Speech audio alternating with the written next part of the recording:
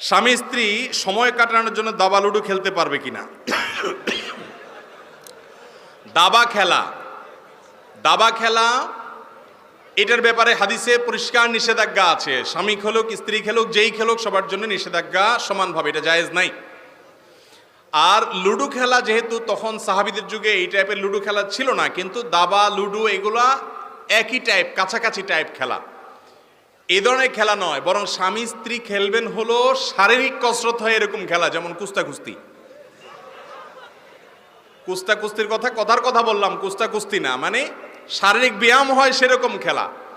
আমাদের প্রিয় নবী সাল্লাল্লাহু আলাইহি সাল্লাম আম্মা জান আয়েশা রাদিয়াল্লাহু তাআলা আনহার সাথে দৌড়াদৌড়ির প্রতিযোগিতা দিয়েছেন। দৌড়াদৌড়ি, নবীজির শরীরে 40 জন জান্নাতি যুবকের শক্তি ছিল, তিনি অনেক শক্তিশালী মানুষ ছিলেন।